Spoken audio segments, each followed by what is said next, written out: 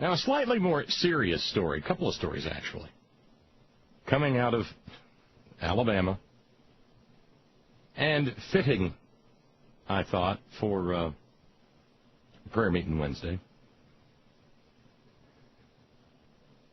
You know, of course, that the hellaciously draconian makes Arizona's SB 1070 look like a day at the races.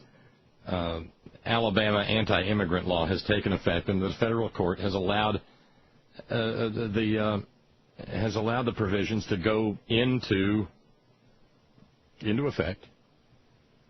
Well, in Blount County, Alabama, there's a sign on the door at the All Good Water Works. All Good Water Works. I think they may have to be revisiting the name of that. The sign on the door says, "Attention, all water customers. To be compliant with new laws concerning immigration, you must have an Alabama driver's license or an Alabama picture ID card on file at this office before September 29, 2011, or you may lose water service. Thank you." Undocumented immigrants in the state of Alabama are now not even allowed water. Now, you don't get a more faithy kind of community than you do in the state of Alabama. I mean, they're just swimming in Baptists and Methodists and Presbyterians and Episcopals and Catholics and every religion under the sun, as long as it's got some Jeebus in it. Well, there's even Jewish folk in Alabama, and they don't like to talk about it, but there's probably a few Muslims, too.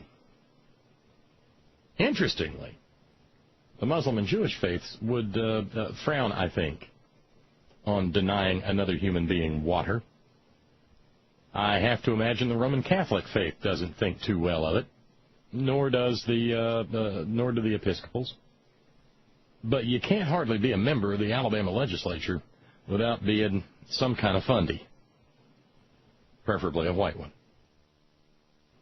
And Christians voted in favor of this bill. Amazing, isn't it? Ugly business.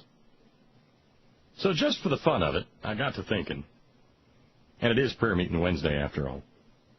And we got to have us a little Bible in prayer meeting Wednesday, don't we? Yes, of course we do.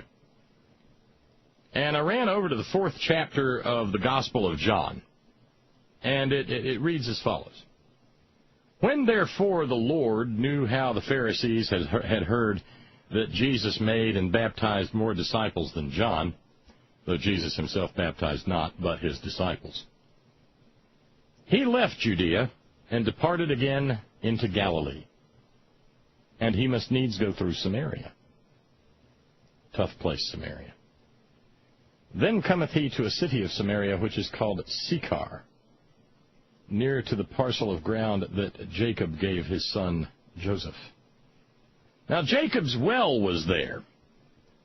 Jesus, therefore, being wearied with his journey, sat thus on the well, and it was about the 6th hour. That'd be around noonish. It's a picaresque little passage, isn't it? You can see Jesus all footsore and tired, and it's Jacob's well, hereditarily or according to custom or local myth. Big doings around that well in the history of the region. And, of course, there's Jebus, a direct descendant of Jacob. This direct descendant of David, according to the book of Matthew.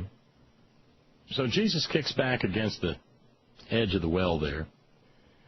You can almost see him propping up one foot over his knee and maybe taking a sandal off and looking at the boys, saying, "My dogs are killing me."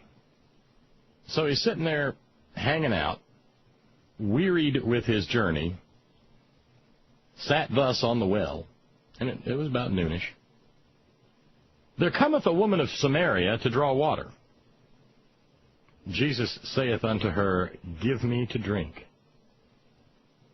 Because you don't just go up and start drinking out of somebody else's well. That can get you killed. And Jesus is by himself at this point, for his disciples were gone away into the city to buy meat. Then saith the woman of Samaria unto him, How is it that thou, being a Jew, askest a drink of me, which am a woman of Samaria? For the Jews have no dealings with the Samaritans. Beginning to catch on to why I went here? Jesus answered and said unto her, If thou knewest the gift of God, and who it is that saith to thee, Give me to drink, thou wouldest have asked of him, and he would have given thee living water. The woman saith unto him, Sir, thou hast nothing to draw with, and the well is deep. From whence then hast thou that living water? Art thou greater than our father Jacob, which gave us the well, and drank thereof himself, and his children, and his cattle? Suddenly I'm not so sure I want to drink out of that well with the cattle there. Well, never mind. Jesus answered and said unto her, Whosoever drinketh of this water shall thirst again, but whosoever drinketh of the water that I shall give him shall never thirst. But the water that I shall give him shall be in him a well of water springing up into everlasting life. The woman saith unto him, Sir, give me this water that I thirst not, neither come hither to draw. And Jesus saith unto her, Go, call thy husband, and come hither. The woman answered and said, I have no husband. Jesus said unto her, Thou hast well said, I have no husband, for thou hast had 5 husbands, and he whom thou now hast is not thy husband.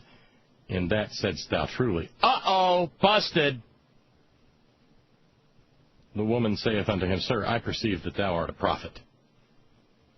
Our fathers worshipped in this mountain, and ye say that in Jerusalem is the place where men ought to worship. Jesus said unto her, Woman, believe me, the hour cometh when ye shall neither in this mountain nor yet at Jerusalem worship the Father.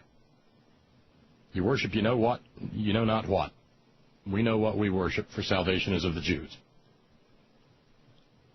So all this goes on there by Jacob's well. But ultimately, it is a story that begins in thirst at a well of a woman who is deemed subhuman to other people. So too, then, Alabama. There will be no water of everlasting life, not if the Alabama legislature and the Republicans that control it have anything to say about it. It is so bad in Alabama that with this goofball law, that if an undocumented immigrant goes to pay their taxes, they would be guilty of doing business with the state, and therefore, in paying their taxes, would be liable to be clapped in irons and thrown in prison for 10 years. Rather interesting, really, in light of the fact that if you're just a tax evader in Alabama and you get busted for state tax evasion, you're only down for a 5-year prison hitch. This vile bit of legislation, this HB 56, has literally made it illegal to be a human being in Alabama for an entire class of people. Are you as gobsmacked as I am that a federal court said, yeah, go ahead, start implementing it, no problem? This is the kind of stuff that we used to be told about went on behind the Iron Curtain. But now, of course, thanks to teabaggers and radical right-wingers, we have a cornbread curtain. And there are millions who live behind it. I, as a matter of fact, will be going, as noted, behind the cornbread curtain tomorrow. But I'm nice and doughy and pale pink, so I'll probably not have a lot of problems. And I'm going to Georgia instead of Alabama, but Georgia has its own stupid immigration law. Georgia, Alabama, Mississippi, these are all the Bible Belt. And there is more hate manifested along the Bible Belt than in those secular humanistic states. Water! Water!